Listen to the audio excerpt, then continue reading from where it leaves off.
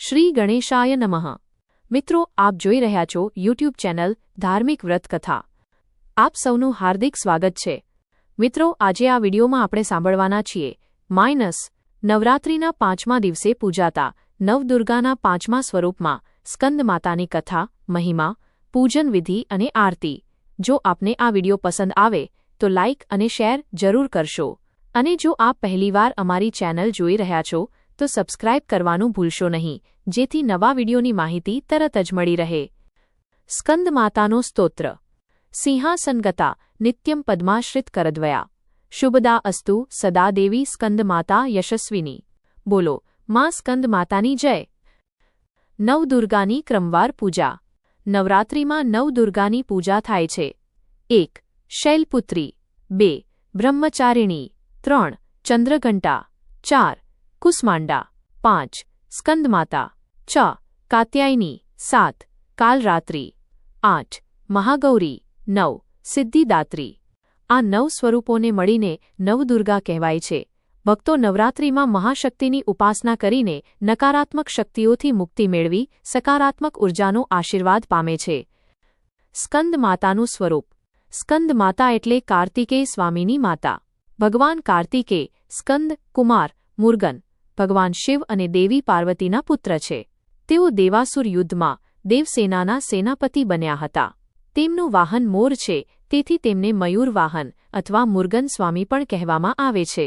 દેવીના આ સ્વરૂપને સ્કંદ માતા કહેવામાં આવે છે, કારણ કે તેઓ પોતાના ખોળામાં બાલ સ્વરૂપે ભગવાન સ્કંદને ધરાવે છે। સ્કંદ માતાનું દર્શન। 4 ભુજાઓ ધરાવે છે। જમણી ઉપરની ભુજામાં ભગવાન સ્કંદને પકડીને બેઠા છે। જમણી નીચેની ભુજામાં કમળ છે।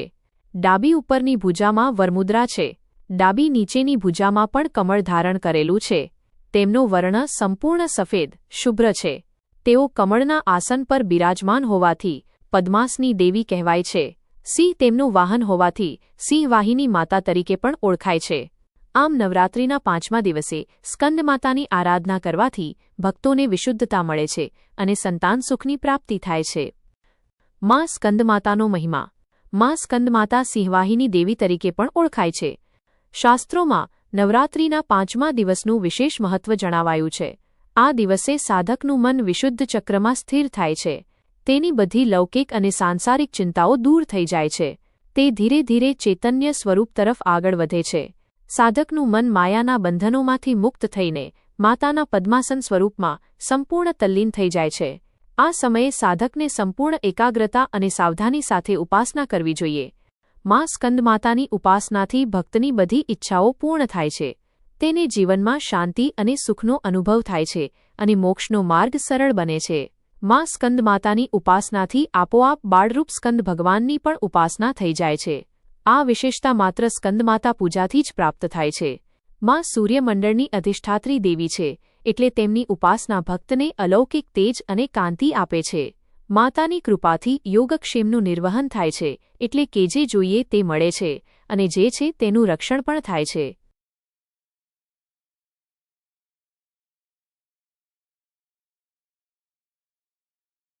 પોતાના ભક્તોને શરણ આપે છે, તેથી આપણે મનને પવિત્ર રાખીને એકાગ્ર ભાવે માતાનું શરણ લેવું જોઈએ। માની કૃપાથી ભક્ત ભવસાગરના દુઃખોથી મુક્ત થઈ મોક્ષનો માર્ગ પ્રાપ્ત કરે છે। માં સ્કંદમાતા પોતાના ખોળામાં બાળક સાથે પૂજાય છે। ભક્તો માટે તેઓ હંમેશા દયાળુ માતા સમાન છે। જે ભક્તો માતાનું શરણ લે છે તેમની તમામ પીડા, દુઃખ અને ઉપાધિઓ દૂર કરે છે। માં સ્કંદમાતાની કથા। પ્રાચીન સમયમાં તારકાસુર નામનો રાક્ષસ હતો। તેણે કઠોર તપ કરીને બ્રહ્માજીને પ્રસન્ન કર્યા અને વરદાન માંગી લીધું। તારકાસુરે અમર થવાનું વરદાન માગ્યું, પરંતુ બ્રહ્માજીએ સમજાવ્યું કે આ મૃત્યુલોક છે, અહીં જન્મેલા પ્રાણીનું મૃત્યુ નિશ્ચિત છે, તેથી અમરત્વ શક્ય નથી। પછી તારકાસુરે યુક્તિથી કહ્યું કે મને એવું વરદાન આપો કે ફક્ત શિવપુત્ર જ મારું વધ કરી શકે। તારકાસુર જાણતો હતો કે શિવજી હંમેશા તપમાં લીન રહે છે અને કદાચ વિવાહ નહીં કરે એટલે તેમને સંતાન નહીં થાય। આવી ધારણા રાખીને તેને લાગ્યું કે હવે તે અજય થઈ ગયો છે। ત્યારબાદ તેણે દેવતાઓ પર અત્યાચાર શરૂ કર્યા। દેવતાઓએ ભગવાન શિવને પ્રાર્થના કરી। ત્યારબાદ શિવજીએ પાર્વતીજી સાથે વિવાહ કર્યો અને કાર્તિકેય સ્વામીનો જન્મ થયો। કાર્તિકેય સ્વામીનું તેજ ગંગાજીમાં પડ્યું અને ત્યાંથી 6 કૃતિકાઓએ તેને પોતાની સંભાળમાં લીધો. એ કૃતિકાઓએ જ કાર્તિકેયનું પાલન પોષણ કર્યું. તેથી તેમને કૃતિકાપુત્ર અને કાર્તિકેય કહેવામાં આવે છે. જ્યારે કાર્તિકેય 5 વર્ષના થયા ત્યારે શિવજી અને પાર્વતીજી તેમને પાછા લઈ ગયા અને દેવતાઓના સેનાપતિ બનાવ્યા. દેવસેનાના સેનાપતિ બની કાર્તિકેય સ્વામીએ તારકાસુરનો વધ કર્યો. એટલે મા સ્કંદમાતા અને કાર્તિકેય સ્વામીની કથા ભક્તોને શૌર્ય, ભક્તિ અને મોક્ષનો માર્ગ બતાવે છે. ભગવાન કાર્તિકેય સ્વામી જ્યારે માતા પાર્વતીના ખોળામાં બિરાજમાન થયા ત્યારે દેવતાઓ, ઋષિઓ અને ભક્તોએ પાર્વતીજી સાથે તેમની પૂજા કરી. આ પ્રસંગે દેવીનું સ્વરૂપ સ્કંદમાતા તરીકે પ્રસિદ્ધ થયું. આ કથા કહે છે કે જે ભક્તોમાં સ્કંદમાતા